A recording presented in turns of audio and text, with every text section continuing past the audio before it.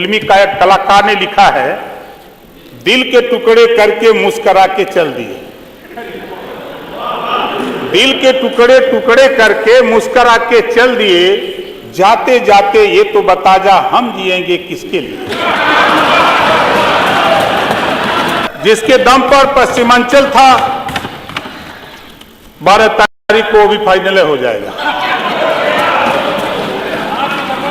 धैर्य रखिए, मैं कहता हूं 27 आते आते आप यहां आने लायक रहेंगे कि नहीं रहेंगे, ये भी ध्यान रखिएगा। जब से चर्चा शुरू हो रही है तब से इधर और उधर सुन रहा हूं, कोई अभी तक एक भी अच्छी बात इधर से नहीं आई। एक भी सिंगल बात नहीं। हम गिना देते हैं, अभी काहे चिल्ला रहे हैं? हम तो शुरू नहीं हुआ तब से शुरू हो गए। आप सुनने की क्षमता रखो भाई। देखो, देश के प्रधानमंत्री जी ने, अभी हमारे भाई ने बताया, माननीय संजय निषाद जी ने, कि देश के प्रधानमंत्री जी ने पहचाना जननायक कर्पूरी ठाकुर जी को, भारत रत्न से सम्मानित किया। बधाई देता हूं, आभार प्रकट करता हूं, धन्यवाद देता हूं। ओम प्रकाश जी, जब आपका समय शुरू होता है ना, हमें ठीक है सर, कोई दिक्कत नहीं। हाँ, बहुत समय। आप 5 मिनट में बहुत अच्छा बोलेंगे, ये सबको मालूम है। दूसरा, मान्यवर, अभी अभी पूर्व प्रधानमंत्री माननीय चौधरी चरण सिंह जी को के साथ उनको भी भारत रत्न से सम्मानित किया गया। और हमारे साथी अभी बोल रहे थे, इन पे 2 भारत रत्न पे 2 घटनाएं हुई। उसी पर एक कोई फिल्मी कलाकार ने लिखा है, दिल के टुकड़े करके मुस्करा के चल दिए। दिल के टुकड़े टुकड़े करके मुस्करा के चल दिए, जाते जाते ये तो बता जा हम जिएंगे किसके लिए।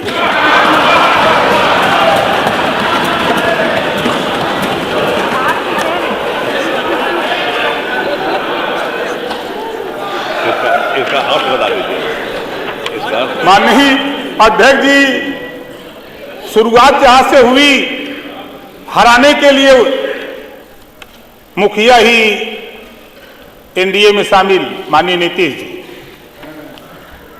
जिसके दम पर पश्चिमांचल था, 12 तारीख को भी फाइनल हो जाएगा। और इधर पूर्वांचल जो जिताने का मामला था, सब लोग जानते हैं, तो उधर से पहले से हमको तलाक़ मिल गया। अब काहे घबरा रहे हैं? अभी तो हमारे एक साथी बोल रहे थे आप ही की गोल से कि ये सब 24 में चले जाएंगे। भैया, मेरे 27 तक जनता ने चुन के भेजा, कहां 24 में जाएंगे ये लोग? बोलने से पहले तो सोचें कि हम 24 के लिए आए हैं कि 27 तक। खैर, कोई बात नहीं। मैं पढ़ रहा था मान्यवर तेलंगाना की शिक्षा नीति। पढ़ने के बाद मुझे ऐसा महसूस हुआ कि इधर की सरकारों ने शायद तेलंगाना की शिक्षा नीति पढ़ा होता तो जो गरीब, कमजोर, श्रमिक, मजदूर के बच्चे नहीं पढ़ पाते हैं, उस पर ध्यान इनका गया होता। लेकिन बधाई देता हूं सूबे के मुख्यमंत्री जी को, देश के प्रधानमंत्री जी को, कि इन्होंने 18 मंडल में, प्रत्येक मंडल में एक अटल आवासीय विद्यालय स्थापित कर 1267 करोड़ रुपए दिया है। किसके लिए दिया है? जिसको आप लोगों ने छोड़ दिया, पूछा नहीं, उन गरीब कमजोर बच्चों के लिए जो विद्यालय नहीं जा पाते थे, उन निराश्रित बच्चों को बिना पैसे में भोजन, किताब, कापी फ्री शिक्षा देने के लिए अटल आवासीय विद्यालय की व्यवस्था कराई गई है। इस पे तो आप लोगों का ध्यान नहीं गया, क्योंकि पढ़ते तो हैं नहीं, खाली विरोध की भाषा पढ़ते हैं, हम समझ ही नहीं पाते हैं। दूसरी चीज, वित्त मंत्री जी द्वारा परिवहन विभाग बस यात्रियों को सस्ती एवं गुणवत्तापूर्ण यात्रा सुलभ कराए जाने के उद्देश्य से बस बेड़ों में वृद्धि हेतु 500 करोड़ रुपए की व्यवस्था किया है, ये भी गलत है। बजट में अगर वित्त मंत्री ने दे दिया पैसा तो ये गलत है। जब आप बस में चलिए तब न समझ में आएगा कितनी भीड़ होती है। बस में तो चलते नहीं है, इस नाते तो समझ में आता नहीं। बस में तो हम लोग चलते हैं तो समझ में आता, इस नाते जो है नहीं, ये लोग चलते नहीं भाई। दूसरी चीज, हमारे कल मैं सुन रहा था, हमारे एक साथी कह रहे थे कि मुसलमानों के साथ भेदभाव होता है। मुझे बड़ा ताज्जुब होता है जब साथी खड़े होते हैं। जो बजट है, माननीय वित्त मंत्री जी ने जो बजट पेश किया है, उसमें छात्रवृत्ति के लिए 220 करोड़ रुपए की व्यवस्था प्रस्तावित है, ये भी गलत है। सारा बात अब गलत, जब से मैं सुन रहा हूं बैठ के सब गलत है। और प्रधानमंत्री किसान सम्मान निधि योजना, चाहे आयुष्मान कार्ड 5 लाख के गरीबों के इलाज, कहीं ये नहीं लिखा है कि इसमें मुसलमान के लिए नहीं है, इसमें ईसाई के लिए नहीं है, इसमें सिख के लिए नहीं है। अगर कानून बना है तो ये 25 करोड़ आबादी उत्तर प्रदेश की रहने वाले सभी लोगों के लिए बना है। आपने ठेका ले लिया है, हो सकता है टेंडर डाल दिए हो कि झूठ बोलने का मिल गया हो सकता है भाई बोल रहे हो, कोई बात नहीं, वो तो आपका काम है। लेकिन मेरा जो मकसद है, हमारे कृषि मंत्री पर सवाल जवाब हो रहे थे।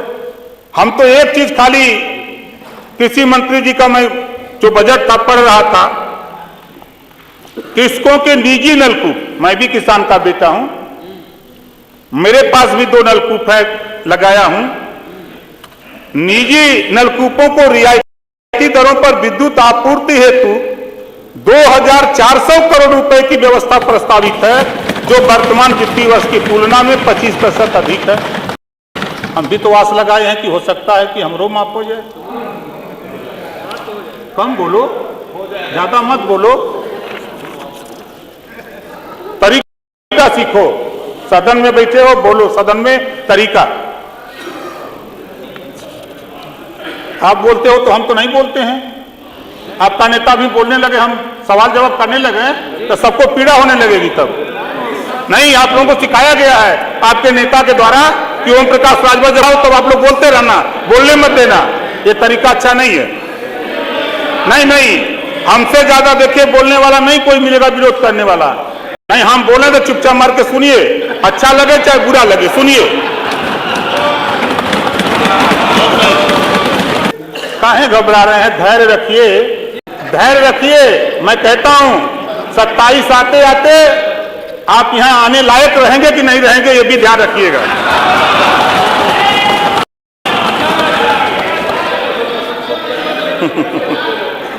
फिर मैं कह रहा हूं, कल उस दिन भी सुनाया था, आज भी सुन लो। मुझे चिंता नहीं उनकी, उन्हें चिंता हमारी है। अपनी चिंता करो भाई। वित्त मंत्री द्वारा ऊर्जा विभाग को ग्रीष्मकाल के अनवरत विद्युत आपूर्ति हेतु 2000 करोड़ रुपए की व्यवस्था प्रस्तावित है, जो वर्तमान वर्ष की तुलना में 33% अधिक है।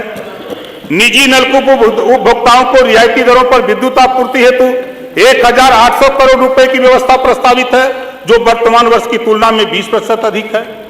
लेकिन जब आपने ठेका ले लिया, टेंडर मिल गया है झूठ बोलने का, तो फिर कहां से दिखाई देगा ये सब? हमारे लोक निर्माण मंत्री के लिए चौड़ीकरण, सड़क राजमार्गों के चौड़ीकरण, सुंदरीकरण के कार्यों हेतु 2881 करोड़ रुपए की व्यवस्था प्रस्तावित है। अब कहेंगे कि गड्ढा मुक्त सड़कें सब हो गई है। अरे जब आपकी सरकार थी तो आपने तो गड्ढा देखा नहीं, क्योंकि हेलीकॉप्टर से उड़ते थे तो दिखाई कहां से देगा? मैं बिल्कुल लग जाएंगे, हम किसान के बेटे हैं, आप चिंता मत करो हमारी। धन्यवाद ओम प्रकाश जी, 10 मिनट हो गए प्लीज। धन्यवाद सर।